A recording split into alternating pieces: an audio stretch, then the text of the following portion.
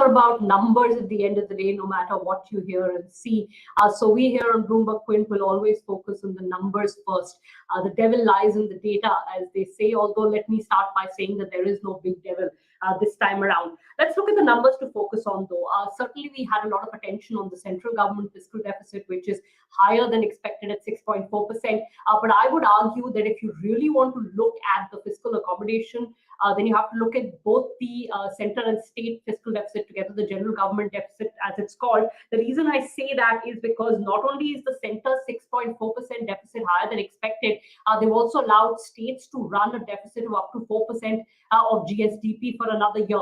That means that states, if they want, can spend up to that point, and that can lead to slightly higher sort of capital spending both at the center and at the state level. All of this is conditional on the fact that first the center should be able to spend the amount that it plans to, and I'll get to that in a minute, but also that states go all the way up to 4%. Last year they were permitted to, but they stayed under it. But nevertheless, on paper, 6.4 plus 4% is the allowed general government fiscal deficit, which at least at the headline level seems fairly expansionary. The reaction to that is good from a growth perspective. It's bad from a market perspective, particularly bond market.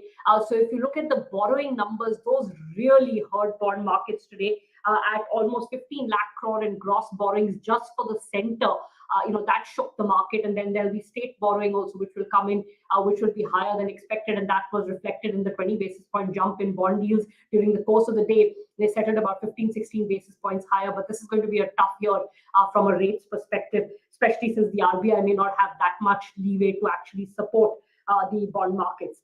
Now let's get to the big number, that is the Capex number, which everybody is focusing on. Look, there's no quibbling with the fact that 7.5 lakh crore is a very high number for Capex. There's a large increase that the government has budgeted for.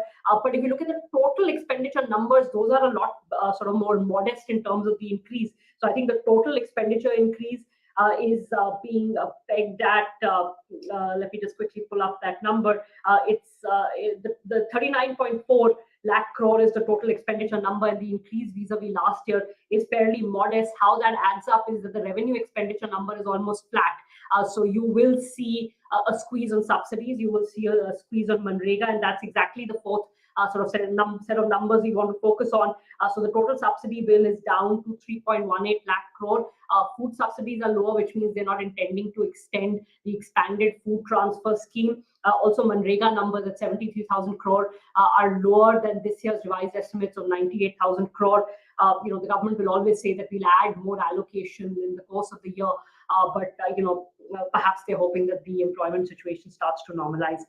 Finally, the nominal GDP and tax revenue projection numbers are important. Nominal GDP growth of 11.1% being budgeted, very, very conservative.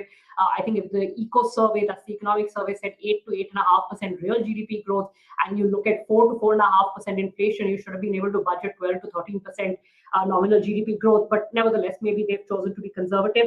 Net tax revenue and gross tax revenue growth is just about 9.6%. But I think the finance ministry officials who spoke in a press conference explained that if you take out the excise duties and you do a like-to-like comparison, because excise duties were cut this year, then they're budgeting for about a 14% increase, which is which tallies with the 11% nominal growth number. There is just one other number that I was looking for, slightly medium-term concern, of course, is on the debt to GDP, which is inching towards 90%. There, I wanted to see what is the amount of guarantee that the government is giving. Unfortunately, the budget gives you numbers till 2020-21. We don't know the guarantee amount added in FY22 and in FY23 because they have expanded the credit guarantee scheme for emergency loans.